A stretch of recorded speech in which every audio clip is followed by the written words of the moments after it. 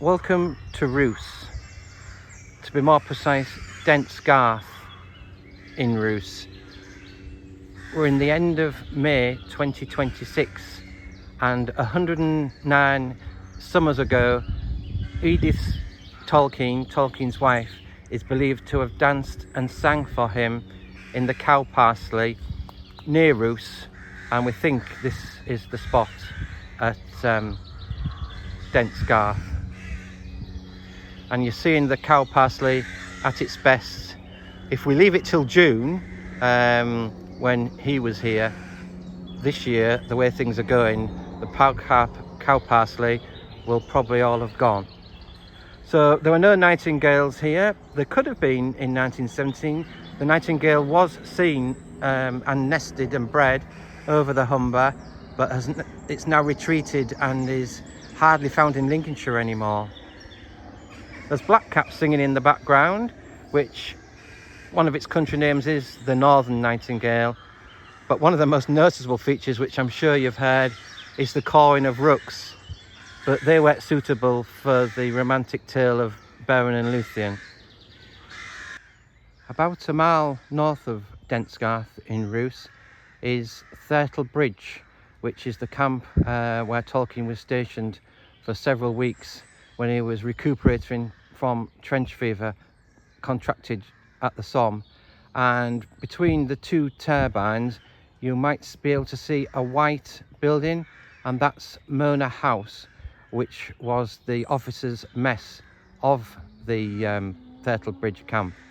And we know Tolkien was stationed there.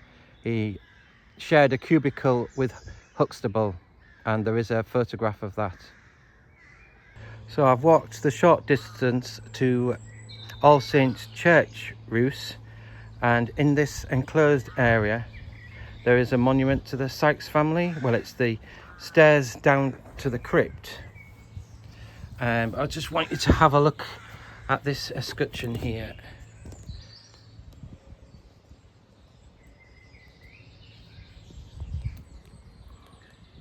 Can you see that the Sykes family crest is 3 circles with wavy lines, and they represent water, but at the top of those, in the centre, there's a white hand, and that represents the baronetcy of the Sykes family.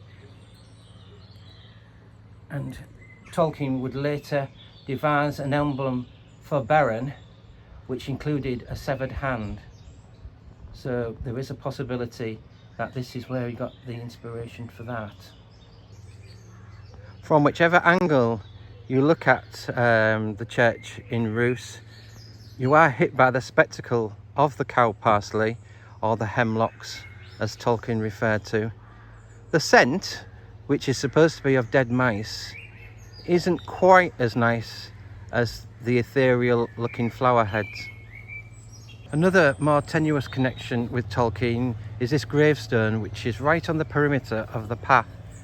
And can you see that the middle name, it's Edward Thew Turnbull, and Thew, Thu with a circumflex, was a name for Sauron in the 1920s or 30s, but only for a very brief period.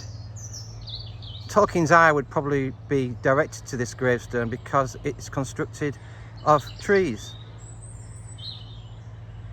Excuse the noise, but some old buffer is cutting the grass on his sit-along lawnmower a few gardens away. So the Sykes monument is on the northeast corner of the church. On the southwest corner there is a strange 3-trunked tree, a lime or linden tree. In the Silmarillion, Luthien is imprisoned by her father in a 3-trunked tree called Hirilorn, which is a beech. This one is a lime, but adjacent to this tree, in Tolkien's time, there were 3 large beech trees. One of them has gone within the last year. So we're now on the perimeter path of the churchyard. This large tree in front of me is a beech tree, and just to its right there's another similar age and girth, and in this gap where you can see that the dark headstone, there was another beech tree, but I'm afraid that has been removed within the past year or two. So there were 3 beech trees, and then the next tree along, which I don't know if you can see from this angle, maybe try zoom in, is the three-trunked tree, which is actually a lime in this case. But you can only see, from this angle, you can only see 2 of the equal sized boles. On the opposite side of the churchyard path, there's this meagre looking stream, which is called Roos Beck.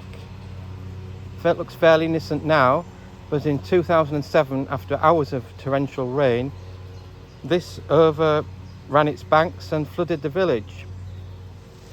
Now it's so easy to miss this little stream. It's hidden away, and I came several times and never knew it was here.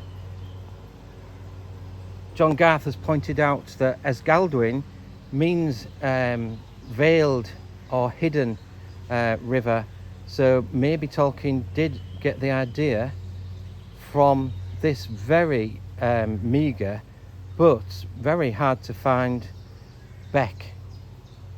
So we can hear 2 industrial noises now. You may still be able to hear the grass cutter, although it's further away, but there's also the hum of the Yorkshire water plant. And this is the sculpture that was installed last summer here to commemorate Tolkien's time here, work done by Allen Stickler. So it represents a dancing figure, which I suppose could be Edith, or became Luthien in the legend, and then the soldier, which is Tolkien. And we'll just go a bit closer.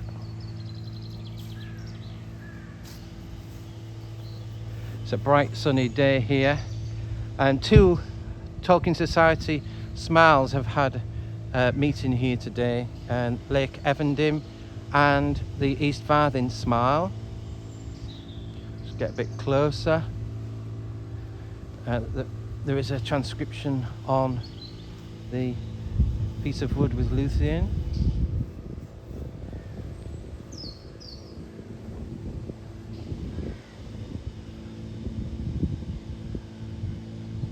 And there, in the woods of Doriath, Luthien danced and sang. And under Tolkien's statue is an information board, so I'll just read that out. J.R.R. Tolkien, the future author of The Hobbit and The Lord of the Rings, and creator of Middle-earth, convalesced in Hull and Holderness after contracting trench fever while on military service in the First World War. In June 1917, his wife, Edith, danced for him in the woods of Dents Garth at Roos. Shortly afterwards, in a military hospital in Hull, Tolkien created the first draft of The Tale of Tinuviel, an essential episode in the Silmarillion. Many years later, this became of Beren and Luthien. The Hemlock Glade stayed with him all his life, because the Roos of our world helped inspire the setting and events in Tolkien's Forest of Neldoreth. When his wife died in 1971, the name Luthien was inscribed on her headstone. Upon his death in 1973, the name Beren was added under his name. Okay, that's an introduction to the present fragments of Tolkien's stay that we can discern, but I wouldn't be surprised if there are even more to find.